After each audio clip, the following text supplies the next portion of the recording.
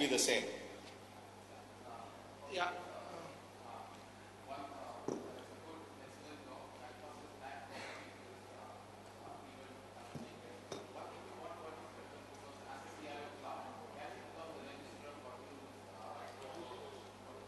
See, I think registrars, we are focusing on organizations essentially like state governments, banks and others who have a reach of millions of customers. So I think we are fairly sort of comfortable that we have now the engine in place to enroll a lot of people. The real value is you need to start thinking as a group on what are the products and services and benefits that you can give to people. Now that you have an online identity infrastructure, now that you can do online payments, now you can do online verification of many things. What is it that you can do that you could not do earlier? For example, let's say that you are in the mutual fund business. Now, you have a certain distribution channel for mutual funds, right? Tomorrow you could build a completely electronic channel for mutual funds remotely. So a guy in a village could buy a mutual fund by electronically authenticating himself and make an electronic payment into a bank account. You can't do that today. So when you get these new capabilities like online infrastructure for ID, online payments, online KYC, suddenly you're creating a set of capabilities which you didn't have before. And you need to think, what are the new things I can do for people using that? That's where I see the value from all of you. Avinash here. As of now, your challenge right now is collecting the entire and giving the unique ID. But after a point, the challenge will be more like how do you weed out the entire database? Because how do we? Weed out the database because there will be deaths, there will be migrations. No, if somebody dies, they take the number with him. We don't reuse the number. Okay. But it will be still in the database. So when your application running it, finally you'll have to go through process. Once you have those apps, what you build up, they will have to process the entire database for whatever identification you need to pick up. No. We'll have to have a process. Because see, the problem we have is if somebody dies, we have no way of knowing that fact, right? Yeah. So if there's a death certificate system which gives us a file saying somebody is dead, we'll put a flag saying he's dead. But if we don't get that, we can't say. So what we'll probably have some kind of a rule that says if there's no authentication request on an ID for X number of years, then we'll have to. If you're basically saying you'll have a lot of records in the database that are unused. Yeah, we'll worry about that problem later. Okay.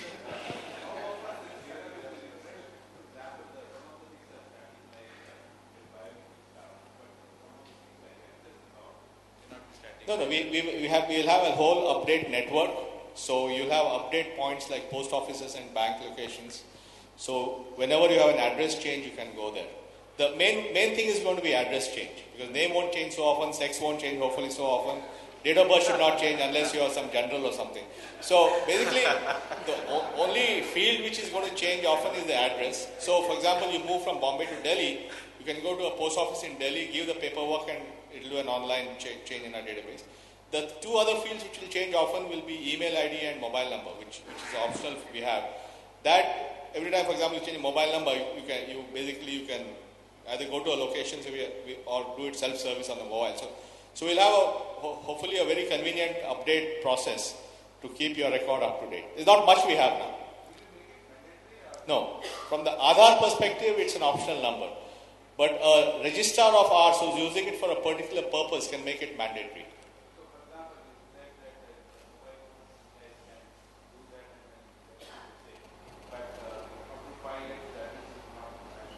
Huh?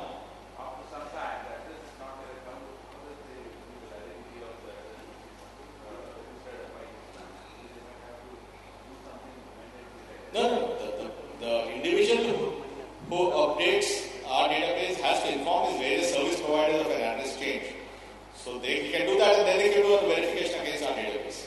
We are not going to inform some 10 guys about address change. They'll have to come to us to verify. I have a question here.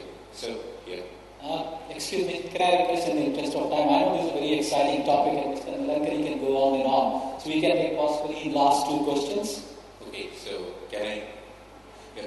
So, thank you, sir, for a very interesting. I was coming from the services point of view. What kind of services are already being thought through or being used? And in future, how will the services to leverage the infrastructure be available, say for a commercial organization or for... See, the service is available as an API. Okay. It's a cloud API. It's a software API on a cloud. Okay, the API is on our website. You can download it today. Authentication API is on our website. Authentication API can be invoked from a mobile phone, it can be invoked from an internet connection, whatever. So you build your app, and when you need to do an authentication against, you just invoke the API, and there will be a cloud-based service that will do it for you. So we will have what we call as authentication user agencies. So they will be the guys who will actually offer you these authentication services. I have one question.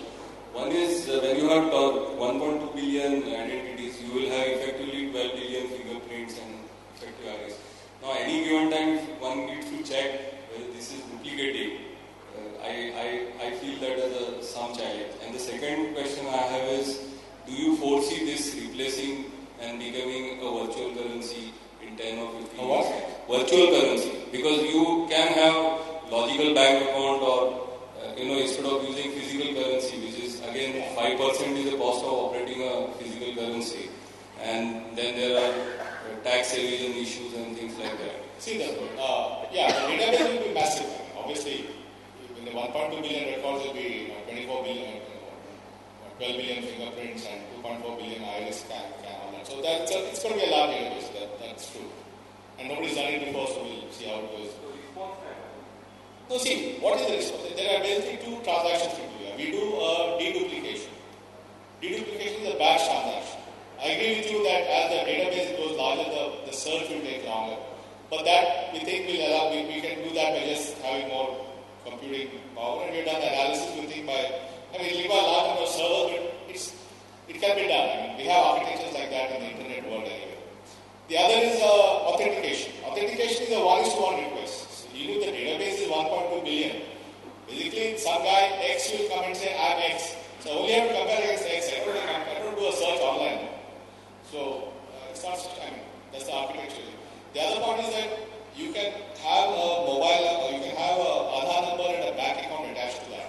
And from your mobile phone, you can debit or credit your bank account. And from your mobile phone, you can transfer money to somebody else's bank account. So that is your virtual cash. Thank you, ladies and gentlemen. Thanks for your interesting and exciting questions. Thanks so much, Mr. Venkata.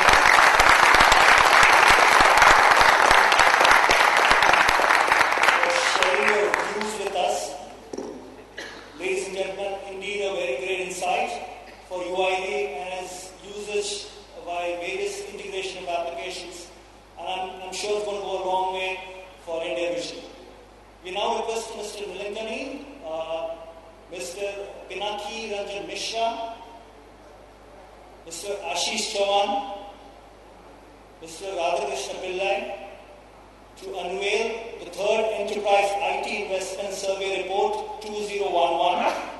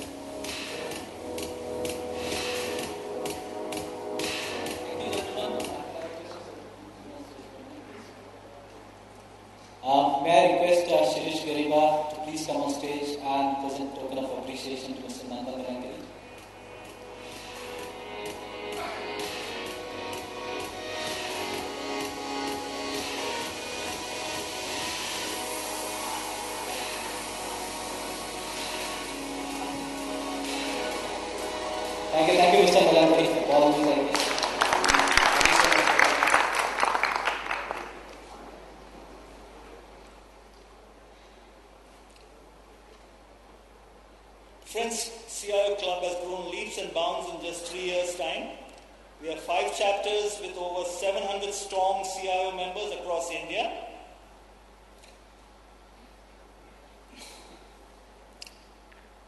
Now, to introduce these fabulous gentlemen who have done such a great hard work for the CIO Club, may I now request Secretary Delhi Chapter Chandan Sira, President Pune Chapter Alok Khopkar, President Mumbai Chapter Arun Gupta, President Bangalore Chapter Ajay Bakshi, President Chennai Chapter Kumaran VC to join us on the stage. Gentlemen, if you could please come on stage.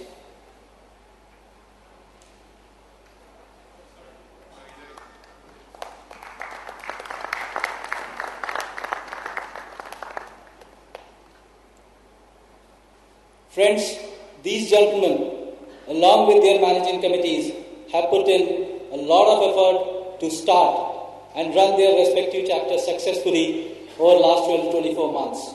Throughout the last year, they have organized various knowledge sessions, IT events, family gatherings, of course with excellent support from our esteemed partners and making it a grand success for the CIO Club. So ladies and gentlemen, I now request you to please give a big hand to this fantastic team. I request you all to please take your seats. Thank you.